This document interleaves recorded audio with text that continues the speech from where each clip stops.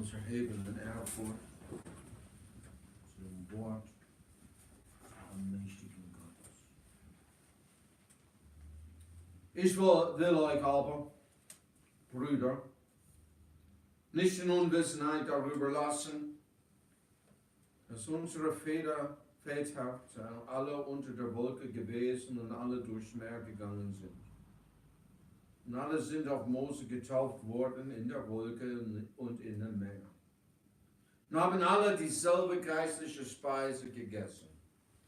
Und haben alle denselben geistlichen Trank getrunken.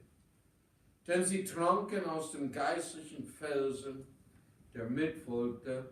Der Fels aber war Christus. Aber an den meisten von ihnen hatte Gott kein Wohlgefallen, denn sie wurden niedergestreckt in der Wüste. Das ist uns aber zum Vorbild geschehen, dass wir nicht nach Bösen uns gelüsten lassen. Gleich wie jene nicht gelüstet haben. Gleich wie jene gelüstet haben. So. Werdet auch nicht Götzendiener, wie etliche von ihnen, wie geschrieben steht, das Volk setze sich nieder, um zu essen und zu trinken, und stand auf, um zu spielen. Auch lasst uns nicht Hurerei treiben, wie etliche von ihnen Hurerei trieben. Und es fielen an einem Tag 23.000. Lasst uns auch nicht Christus versuchen, wie auch etliche von ihnen ihn versuchten und wurden von den Schlangen umgebracht. Murrt auch nicht, wie auch etliche von ihnen murrten und wurden umgebracht durch den Verderber. Solches alles aber widerfuhr jenen zum Vorbild. Es ist aber geschrieben uns zur Warnung, als welche das Ende der Welt gekommen ist. Darum, wer da meint, er stehe, der sehe zu, dass er nicht falle. Es hat euch noch keine Versuchung betroffen, es ist nur menschliche. Aber Gott ist getreu, der nicht zulassen wird, dass ihr über euer Vermögen versucht werdet, sondern mit der Versuchung auch den Ausgang schaffen wird, dass ihr es ertragen könnt. Darum, meine Geliebten, fliehe vor dem Götzendienst. Das mit Klügen rede ich. Beurteilt ihr, was ich sage. Vater, danke, dass du deinen Sohn sandtest. O Herr, Himmel hat sich aufgetan. Das Licht ist erschienen. Die Finsternis hat es nicht begriffen, aber die Finsternis ist entflohen. O Vater, wer an ihn glaubt, wird immer nicht zur Schande werden. Ich danke dir und preise deinen Namen. Vater, ich danke dir für deine Warnungen. O Herr, wirke, dass heute Abend werden in Glauben angewendet werden. Gib Gnade zu hören, zu predigen, wirke jetzt. Noch einmal danke, o Vater, dass du das Werk zurückgehalten hast heute. O Vater, du hast Leute dort draußen heute. O Vater, danke, dass wir die Kalender anbringen können. Du bist einfach wunderbar. Wir lieben dich. Segne jetzt uns in deinem Wort. Rede für deine Ehre. In Jesu Namen. Amen. Amen. Wir können mal kurz sitzen. So wie wir gestern, letzte Woche Verzeihung angefangen haben, das ist 1. Korinther 10, ist mit 1. Korinther 9. Ganz klar verbunden. Weißt du, wie Wikipedia, die haben das herrlich beschrieben, dass der Apostel Paulus benutzte die isthmischen Spiele, wo der Apostel über den kompromisslosen Einsatz für das Evangelium schreibt. Und jetzt sagt er uns, was geschieht, wenn wir Kompromisse machen. Weil mit diesem Fleisch kannst du keinen Kompromiss machen. Menschen hier in ihren Stolz, Hochmut und dann Hoffart. It's a little bit harder. Arrogancy in the last one. Die meinen, die wissen es besser. Bis zu spät. Bis zu spät. Ja. Und also wurde die Korinther nicht in Unwissenheit lassen. Die hatten alle die gleichen Möglichkeiten, aber das Gleiche ist nicht geschehen. Weil, ich muss mal ehrlich sagen, ich werde mich nie auf eine Stufe mit Mose stellen. Aber Pastor Mose hilft ihnen nicht. Weil sie glaubten nicht. Und er würde dich auch nicht helfen, wenn du nicht glaubst, was gesagt wird. Keiner wird helfen. Und die waren alle, haben alle das Gleiche. Und wir haben mal das erste gesehen, lass dich nicht gelüsten. Nun, ich habe mit Michi gesprochen und er hat gesagt, ja, du musst auch so etwas ein bisschen auch lustig machen wie letzte Woche. Das stimmt, aber ich muss mal eines sagen. Dass jemand verworfen wird. Du wirst niemals im Leben von mir hören. Ich hab's dir gesagt. Ha, ha, ha.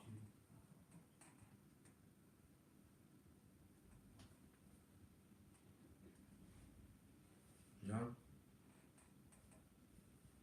So ein Bruder und Sohn im Dunkel ist, das ist nicht schön. Das ist nicht schön. Der sieht wie verworfen aus, das ist nicht gut.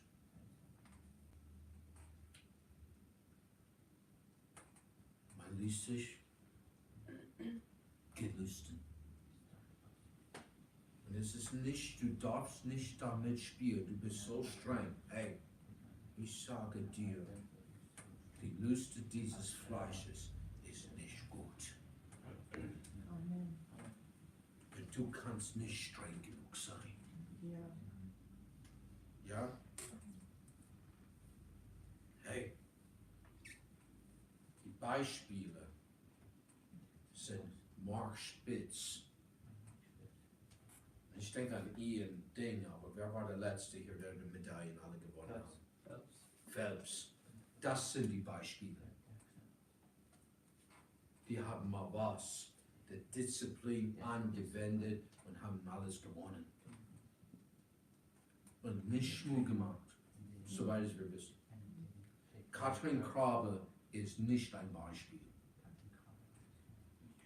Ich weiß nicht, wer das war, das ein Weib war und jetzt ein Mann ist, hat auch Goldmedaillen von der DDR gewonnen. Das ist kein Beispiel. Sie hat so viele männliche Hormone genommen, dass sie ist jetzt Mann. Ich denke, sie war sogar aus Dresden. Ich weiß nicht mehr, wie sie hieß. Das ist kein Beispiel. Überhaupt nicht. Aber alles zu geben und in besonderer Weise für das Evangelium. Weil, wie ich sagte, die Lust des Fleisches, die macht nicht kaputt. Und Vers Nummer 7. Lass dich nicht zum Götzendienst verführt werden. Es geht weiter. Werden auch nicht Götzendiener wie etliche von ihnen, wie geschrieben steht, das Volk setzte sich nieder, um zu essen und zu trinken und stand auf, um zu spielen. Das ist ein Verstoß gegen die ersten 2 Gebote. Gehen wir an 5. Mose 9, 17 bis 21. Was taten sie? Also, Es steht schwarz auf weiß geschrieben, was das Volk getan hat.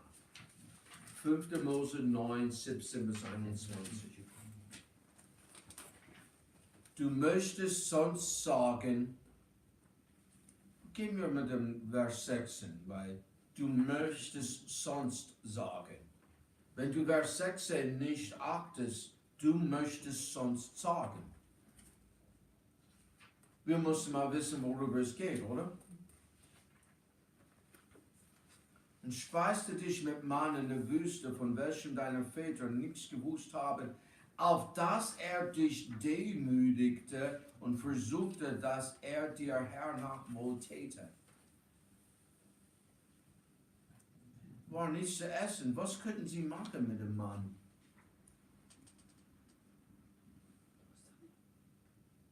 Nichts. Es regnete runter. Am nächsten Tag war es, wenn sie dunkten sich weise zu sein, was geschah mit dem Brot? Bist du in 5. Mose? Ja? Oh, ich bin in 8. Aber das ist auch gut. Ja, das ist auch gut, weil, hey, ehrlich gesagt, Götzendienst ist heutzutage, ich meine, es ist in Sachen, aber es ist, hey, du bist der Götze.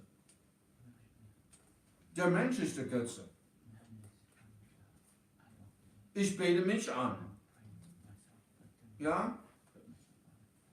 Ja, ich weiß, du hast kein iPhone, aber das machst du trotzdem. Die mit der iPhone, die wissen, was die machen. Haha. Ja, iPhone, Ich-Phone. Ich. Weißt du? Ich bin das Gelb von Ei und weiß überhaupt nicht, ich bin das Grüne an der Schale. Weißt du, was das ist? Das ist der schlimmste Mist, was gibt's. Hühnermist. Ja? Alicia hat immer gesagt, das ist sehr komisch, ne? Die Eier sind nicht gewaschen. Ja. Ja, das stimmt. Naja, da fasste ich beide Tafeln und warf sie aus meinen Händen und zerbrach sie vor euren Augen und fielen nieder vor dem Herrn, wie zuerst 40 Tage und 40 Nächte. Und aß kein Brot und trank kein Wasser, all eure Sünden willen, die ihr getan hattet, da ihr solches Übel tatet vor dem Herrn, ihn zu erzürnen. Denn ich fürchtete mich vor dem Zorn und Grimm, mit dem der Herr über euch erzürnt war, dass er euch vertilgen wollte. Aber der Herr erhörte mich auch damals. Dann, weißt du, lese ich mal weiter, verzeihen. Auch das war der Herr sehr zornig über Aaron, also dass er ihn vertilgen wollte. Aber ich bat auch für Aaron zur selbigen Zeit. Aber eure Sünde, das Kalb, das ihr gemacht hattet, nahm ich und zerschmelzte es mit Feuer und zerschlug es und zermalmte es, bis es Staub wurde und warf den Staub in den Bach, der vom Berge fließt. Hey, sie machten den Kalb und sie machten alles was für sich. Die sind schnell von dem Weg getreten, steht es in Vers 16. Das ist, was sie getan haben. Und hey, gehen wir in 1. Korinther 6, Vers Nummer 9.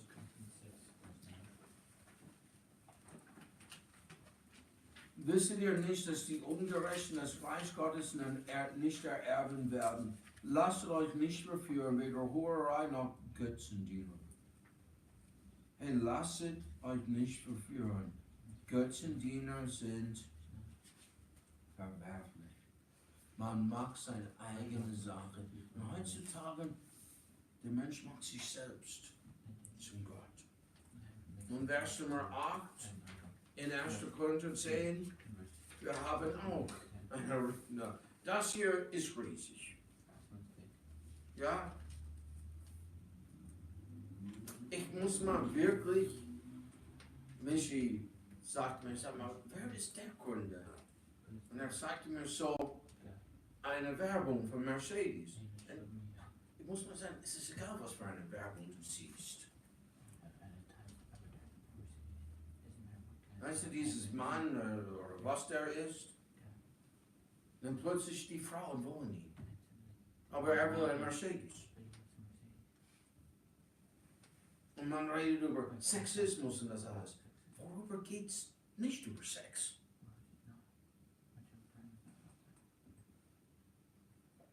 In welche Werbung? In welche Sachen?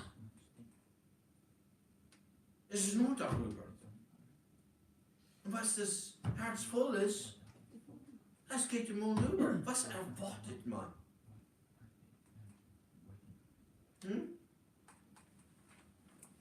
Ja, muss man sagen, wäre mal interessant, ich glaube.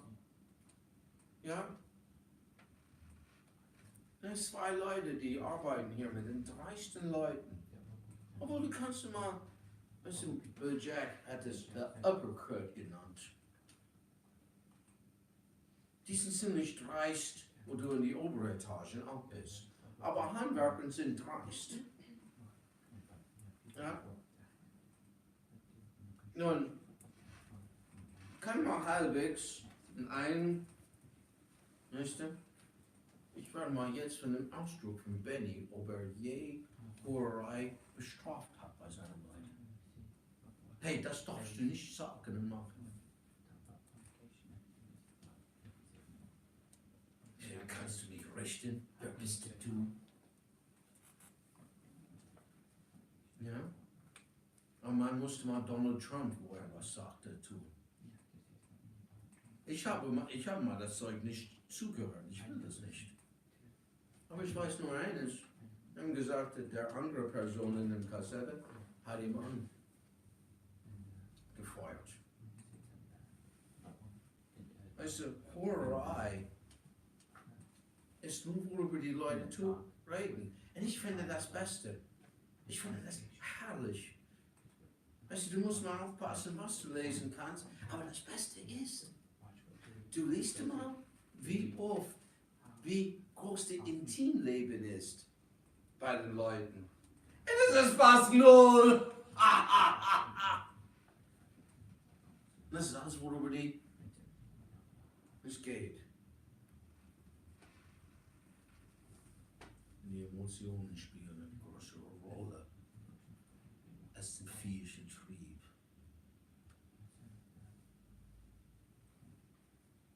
Nun, Götzendienst und Hurerei gehören zusammen.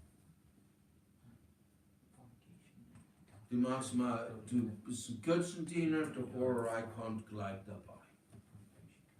Schauen wir, was Israel tat. 4. Mose 25, 1-9.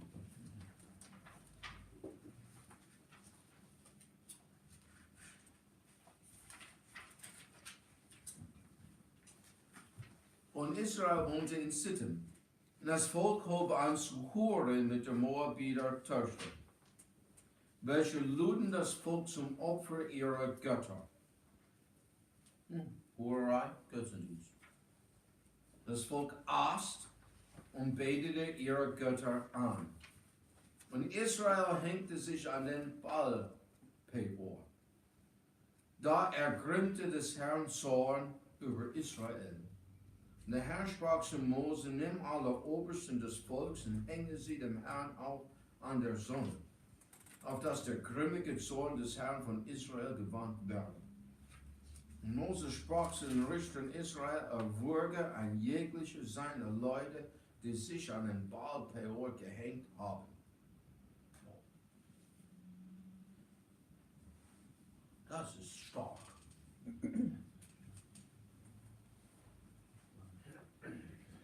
Das ist stark.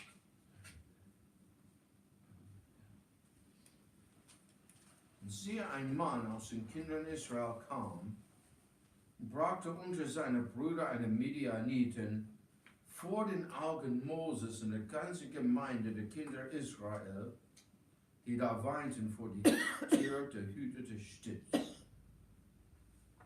kommt das Frevel, das Dreiste.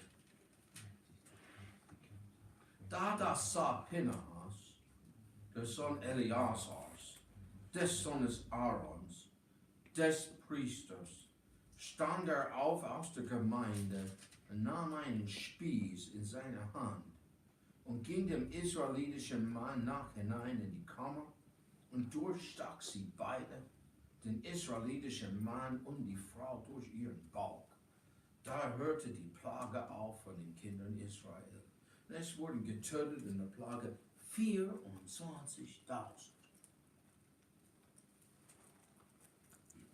Das ist, was Gott denkt von Hurerei.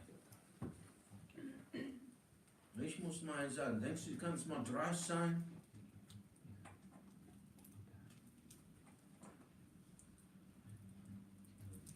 Weißt du, was man heutzutage auch braucht? Ein Pinnerhass, der sagte mal was. Gott hat die Hure geschlagen. Hey, kannst du dir mal vorstellen, wenn Mama und Papa,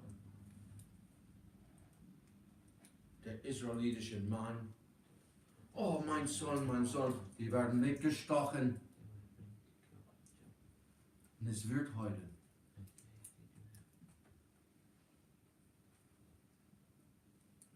Kannst du dir mal vorstellen, was kann heidnisches sein?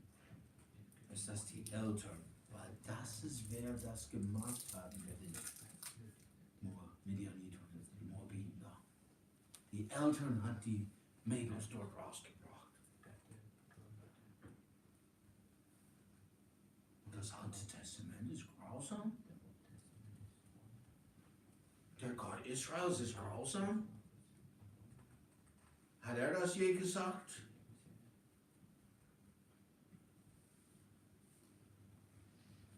Es wäre besser. Haushalterin oder Hure? Hey, die Götzendiener haben ihre Kinder in eine Hurerei geschickt. Und Gott, was sagt er? Hey, lass dich nicht verführen. Hure kommen nicht in den Himmel. Und Gott hasst das immer noch heute. Er mag das heute nicht. Es ist nicht was, womit man spielen soll.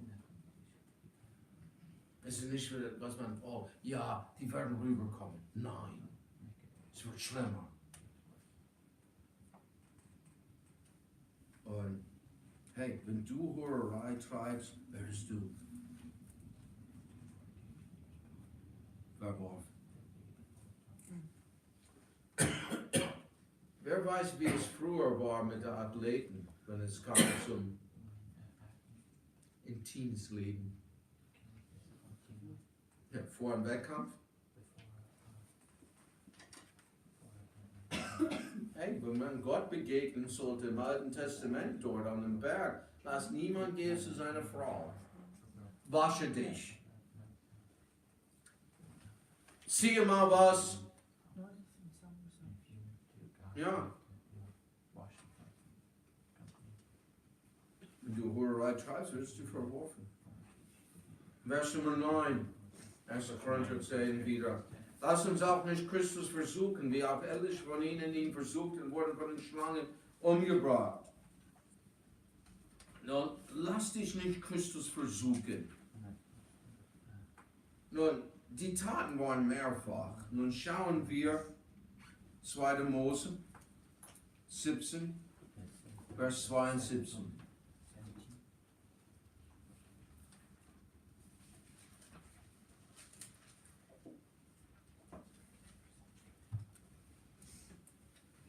Das Volk zankte mit Mose und sprachen, gebt uns Wasser, dass wir trinken. Mose sprach zu ihnen, was zankt ihr mit mir? Warum versucht ihr den Herrn? So, hier haben wir das erste Mal. Nun, ich muss mal eins sagen. Weil ich Gott kenne, ich weiß, Gott ist barmherzig.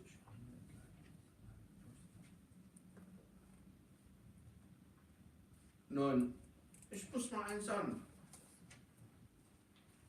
Kannst du mal so, okay, Gott hat das Rote Meer aufgemacht. Ja? und alles. Hat er bis jetzt die Wasser so gegeben?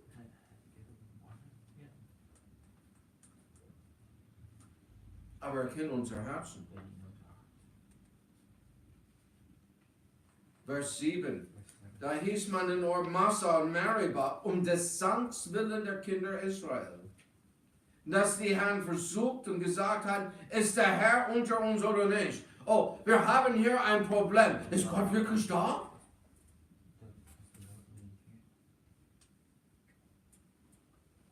Gott ist nur da, wenn alles geht, wie ich das wünsche.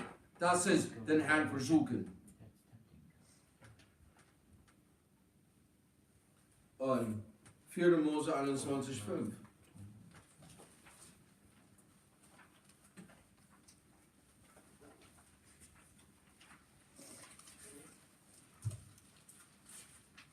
Und redete wieder Gott und wieder Mose. Warum hast du uns aus Ägypten geführt, dass wir sterben in der Wüste? Dann ist es kein Brot noch Wasser hier. Und unsere Seele ekelt vor diesen mageren Speisen. Also sie taten es, wie ich sagte, mehrmals.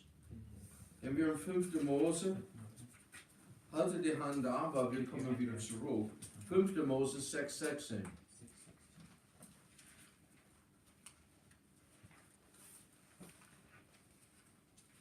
Ihr sollt den Herrn, euren Gott, nicht versuchen, wie ihr ihn versuchtet zu Massa. Es klingt wie Gebot.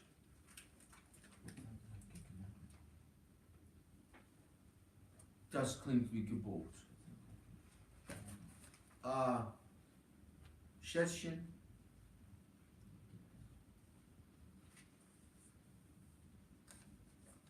Leben hat Probleme. Das bedeutet nicht, weil Probleme da sind, dass Gott nicht da ist. Ja? Was du geglaubt hast an den sonnigen Tagen, wenn die wolkigen Tage da sind, stimmt immer noch. Weil Gott ändert sich nicht. Auch gibt es Wolken. Es gibt Wolken im Leben. So ist Leben. Ja? Malachi 3, Vers 10 sagt uns, was wir tun können, tun dürfen.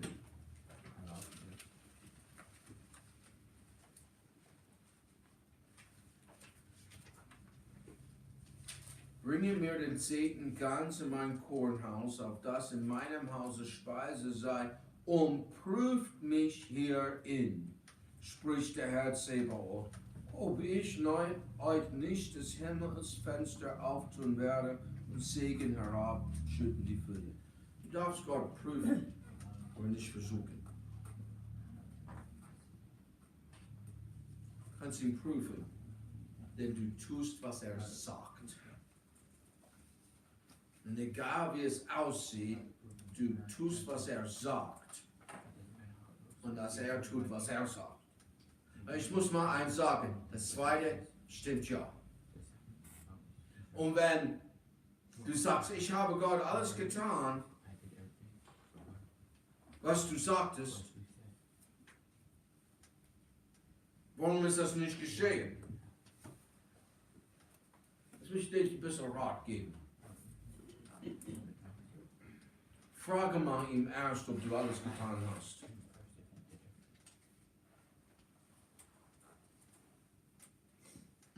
Normalerweise, irgendjemand, der dich kennt, weiß, dass das nicht stimmt.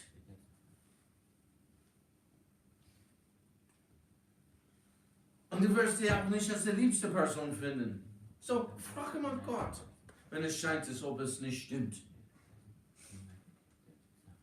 Und du wirklich alles getan hast. Oder nicht. Ja? Was ist die erste Sache, dass du tun sollst, jeden Tag? Nein. So, jemand hat es richtig gesagt. Oh, stimmt. Nee, was? Zu dir selbst. Zu dir selbst sterben. Ja, okay.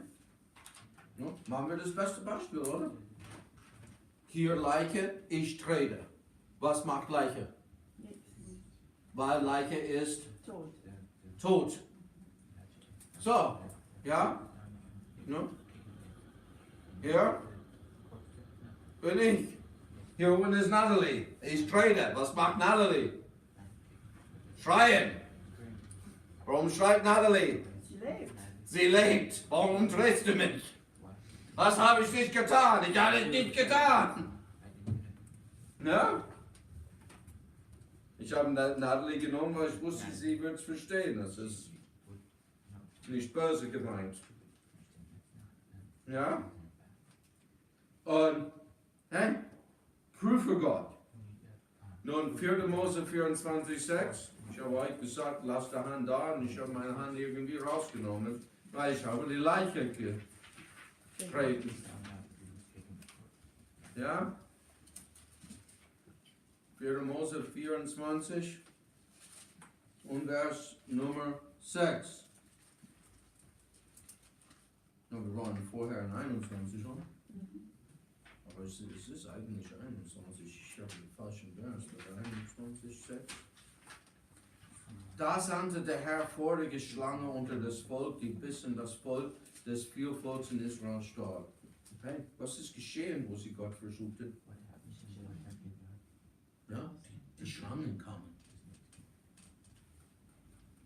Gott versuchen, Gott hinterfragen. Hey, hinterfrage deine Motive.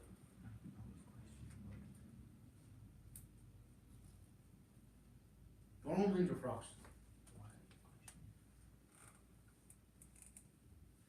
Das ist, was man hinterfragen soll. Nicht Gott. Ja, wir werden sehen. Ja, wir machen das, obwohl ich könnte das wahrscheinlich nächste Woche auch predigen, oder? Aber das wird wahrscheinlich zu viel des Guten. Ja? Ja, die Wunde ist schon offen, oder?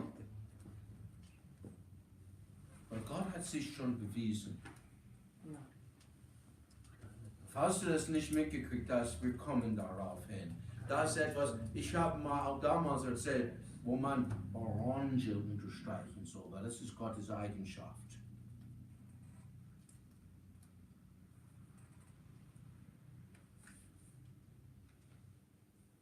Du sollst dir mal fragen, was würdest du denken, wenn jemand das bei dir hinterfragt?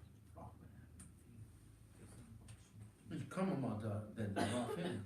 Du wirst nicht begeistert, du wirst mal rauskriegen, du bist nicht tot. Du bist der alte Holzmischer. Da heißt Michel oder Michelin. Nehme ich an, das ist ein Weib. Und Michelin, nicht ein Reifer. Es ist ein, ja, ich weiß, es ist Französisch, aber es ist ein männlich. Männlich? Ja. Französisch, männlich, kommt doch. Ja, Französisch, männlich, komm, das ist ein Widerspruch, oh ja. Aber ich verstehe mich, okay. Ja, das ist wegen der Arbeitsfrau, weißt du. Ich weiß wirklich nicht, wie man ihren Namen ausspricht. Das ist ein komischer Name, Michel. Ja, das ist so, ne? So, hey. Gott versuchen hinterfragen bringt den Tod verworfen. Oh, oh. Oh, oh. Was ist der nächste?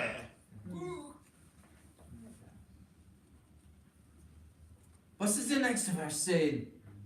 Mordet auch nicht. Oh nein.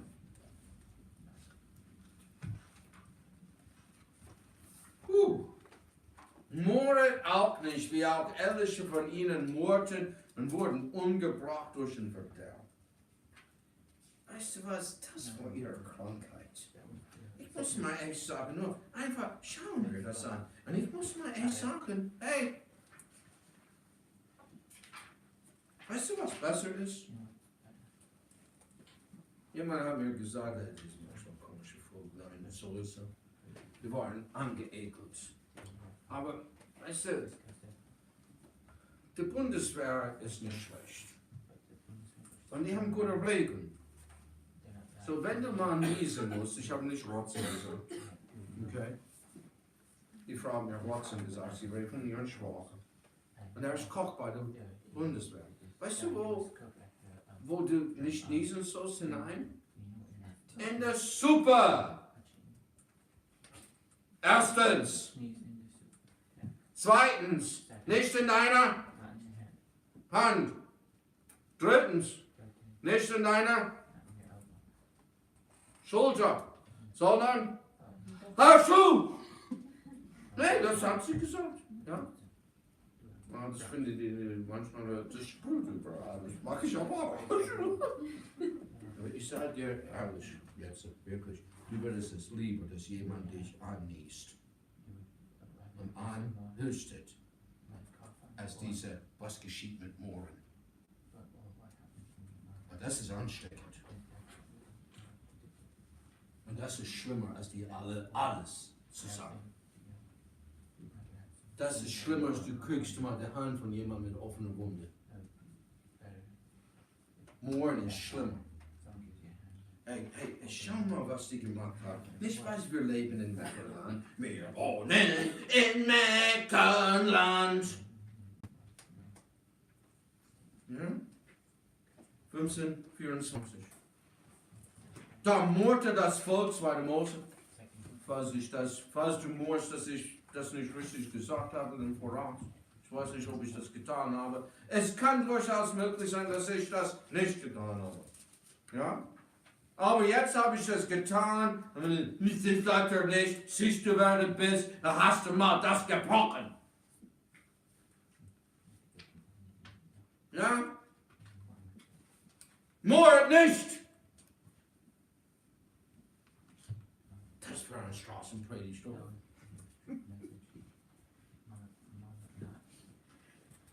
Aber Natalie, weißt du was, wenn ich durch... Aber ich habe mich gebessert. Ich fahre mal durch Oberstdorfer Platz, wo es nicht so viel Verkehr ist. Ich will mich nicht in Versuchung, weißt du? Es ist nicht so, du gehst in einen Pornoladen. Ich will mich nicht kostenlos gelösten. Ja? Da murrte das Volk wieder Mose und sprach: Was sollen wir trinken? Ja, Werner ist gut. 662. Und es murrte die ganze Gemeinde der Kinder Israel wieder Mose und Aaron. Er geht's wieder. Hey, die ganze Gemeinde. Er macht den Pastor und den zweiten Pastor nicht. Ja? 17,2. Guck mal, es ist so, jedes 2. Und das Volk zankte mit Mose und sprach: Gebt uns Wasser, dass wir trinken. 4. Mose 14,2. Ja, da machen wir uns eine Numerologie. Wisst ihr? Alles mit 2 ist mit Nummer. 2 ist die Nummer von mir. Wenn einer mord, dann mord 2. Schreib mich an. Wenn jemand wird morden, sei nicht. Und alle Kinder Israel murrten wieder Mose und Aaron. Und die ganze Gemeinde sprach zu ihm: Ach, dass wir in Ägypten lang gestorben wären oder noch stürben in dieser Wüste. 4. Mose 6,41.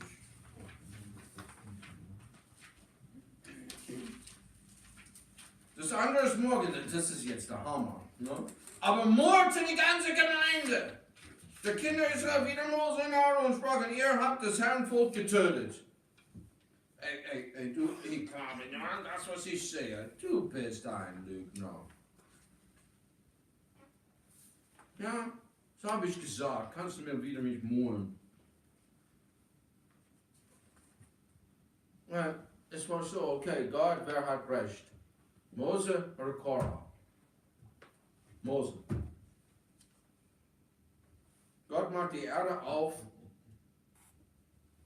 verschluckt Korah und seine Bande, macht wieder zu. Am nächsten Tag, Mose, du hast Gottes Volk getötet. Wie hat Mose das getötet? Die glaubten an, was sie sahen. Nee. Ja? Nicht.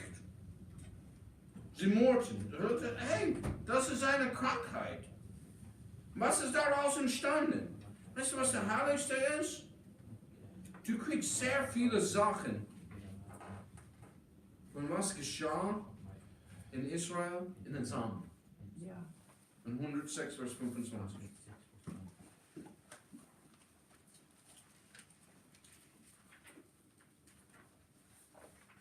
Und murrten in ihren Hüten.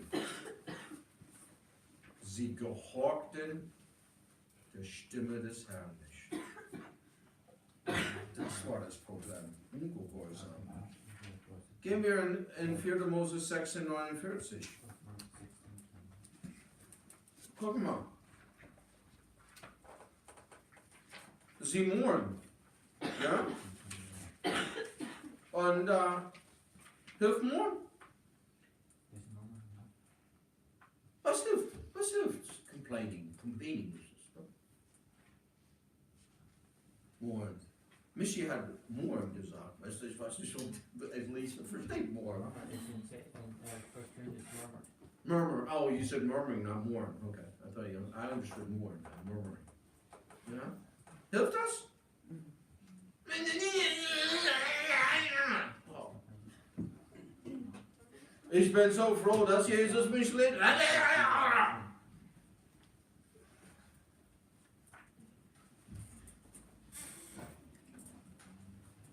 Der aber, die an der Plage gestorben waren, waren 14.700, ohne die so mit Korah gestorben. Sie murrten, 14.700 sind gestorben. Hilft murren? Ja? Nun, weißt du, was herrlich ist? Ja?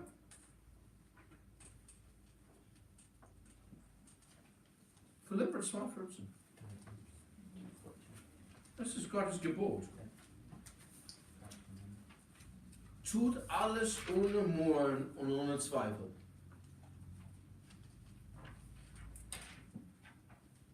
Du kriegst eine Aufgabe. Hey.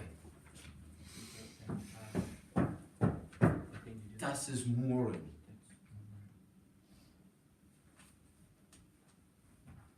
Ich habe aber nicht gesagt. Körpersprache. Das ist Murren. Das ist Gottes Gebot. Und weißt du, was Murren bringt? Verwerfung. Bist du verworfen werden? Ja? Weißt du, wenn du kriegst eine Aufgabe und du wirst es nicht machen, lobe den Herrn. Weißt du, das ist auch so halb Murren. Ja? Ich tue alles ohne Murren. Ja? Nun? Also, ich habe mal immer probiert, meine Finger so zu machen. Und ich kriege immer ein bisschen Haar, aber nicht viel. Aber ich weiß, da ist was noch drin, weil der Wasser fließt nicht ab. So, in Facebook gibt es so eine Route, die du kaufen kannst. Und alle. Aber ich will nicht so lange warten, so ich ging zur Weihnachtsmarkt. Die haben auch sowas. Aber ein bisschen anders. Du hast mal sehen müssen, eine Batze Haare, die ich rausgekriegt habe. Da war sogar etwas Plaste in der ersten. Ich weiß, ein paar Mal so meine Zahnbürste ist dort reingefallen. Ja. Ich habe das Ding offen, weil der Wasser fließt nicht runter. Ja? Ich muss mal was tun. geht's alles gut. Und statt morgen, du was. Ja? Hey. Ja? Ich bin der Meinung, ja? Na, falls du mal guckst, meine liebe Töchterchen, ja du, das war's. Viele von dem Haaren sind noch da von Johanna. Ja? Weißt du, was hilft morgen? Wie fließt das Wasser weiter runter, wenn ich sage mal so, ja? Es ist nur Christine und Elfriede jetzt, mein Samuel, Gabriels oder Michis Haare waren das nicht. Hast du irgendwelche Haare, die so lang sind?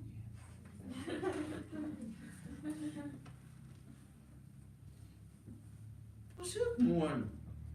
Es hilft rausfischen. Und war es besser, dass es fließt runter? Ja.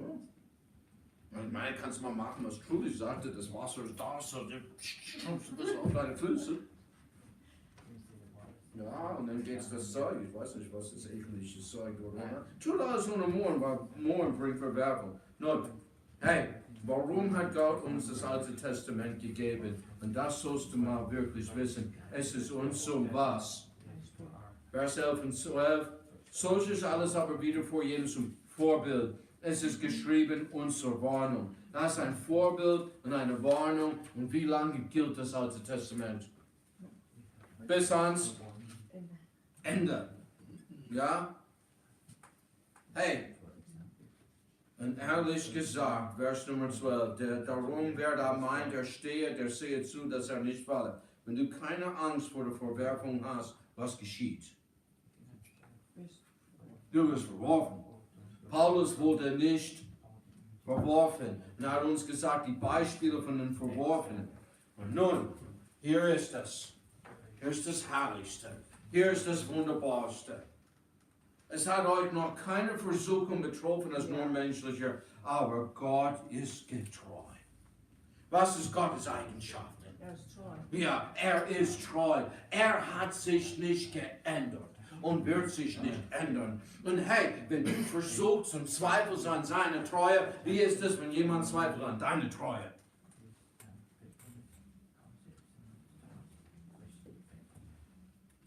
Ja, wie ist das? Wie fühlst du dich? Gott ist getreu. Hey, es kann durchaus möglich sein, wir vergessen, wo wir ein bisschen dumm waren.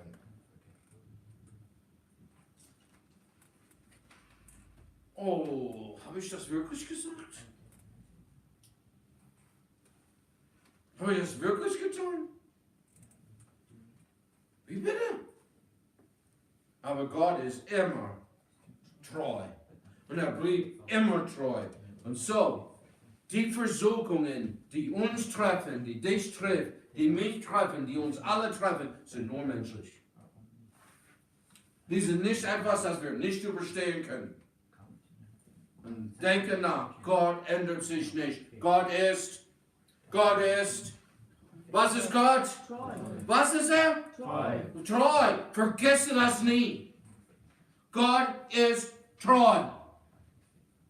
Was lässt er nicht zu? Der nicht zulassen wird, dass ihr über euer Vermögen versucht werdet.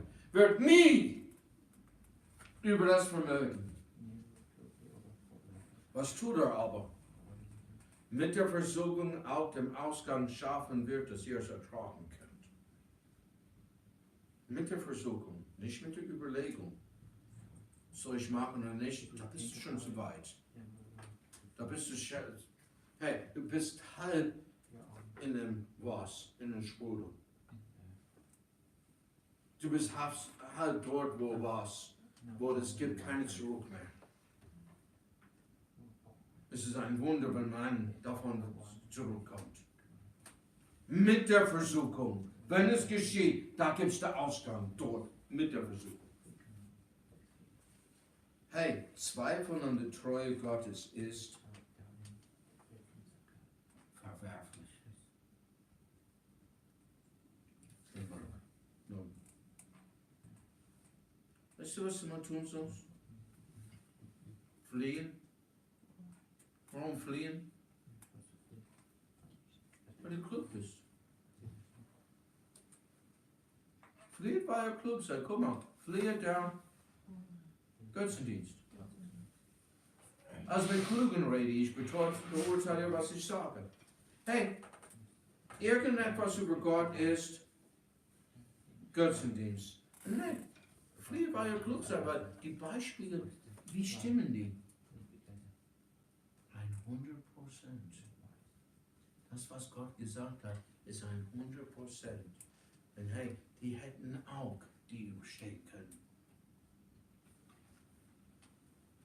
Weißt du, Paulus gab seit alles darin, damit er nicht verwerflich werde. Nun, weißt du, muss man das überlegen. Wenn du was verwirfst, wegwirfst, was ist das? Wertlos. Ja? Schmeiß ich 50-Euro-Scheine in eine Tonne? Ja, was will ich denn gern?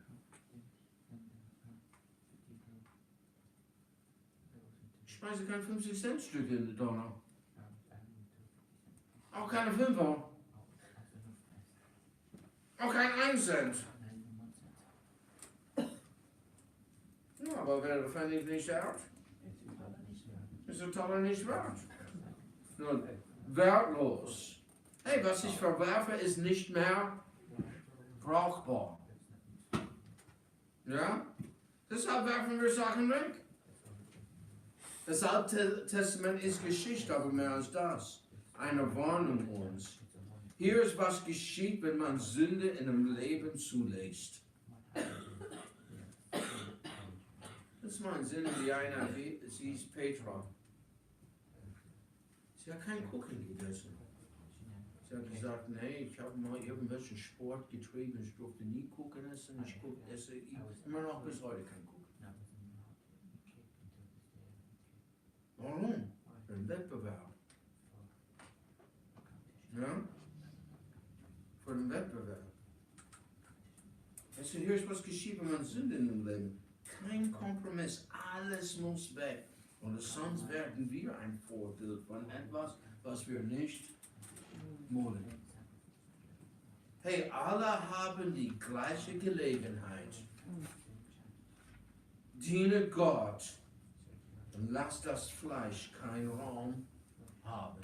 Gib ihm überhaupt keinen Raum, sondern diene ihn, liebe ihn. Wenn jemand sagt, das ist ein bisschen zu viel, es ist egal, was die sagen. Ganz und gar egal. Ich kann mich noch erinnern, wo Mike Tyson,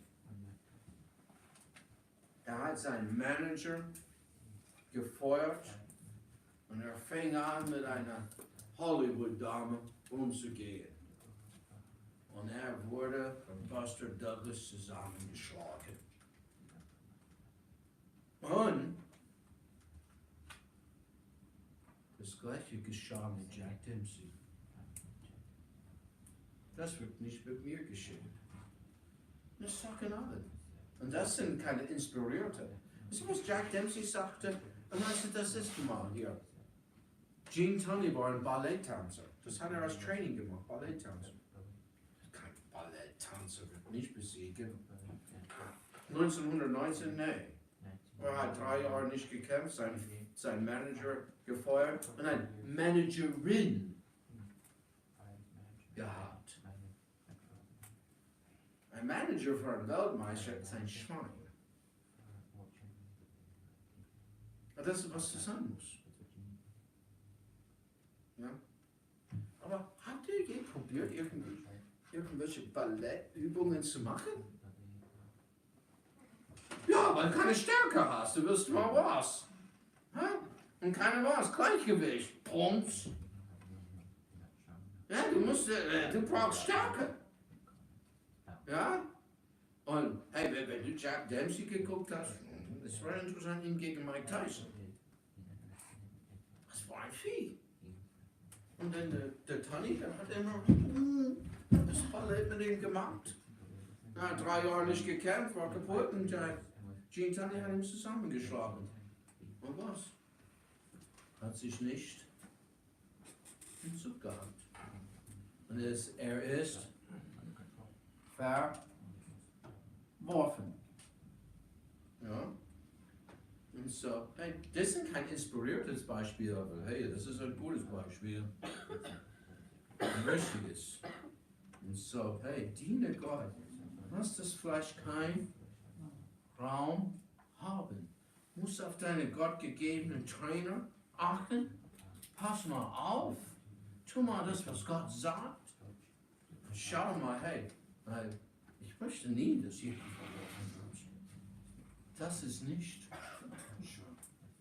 So diene ihm. 293 im Siegesfeld. 293.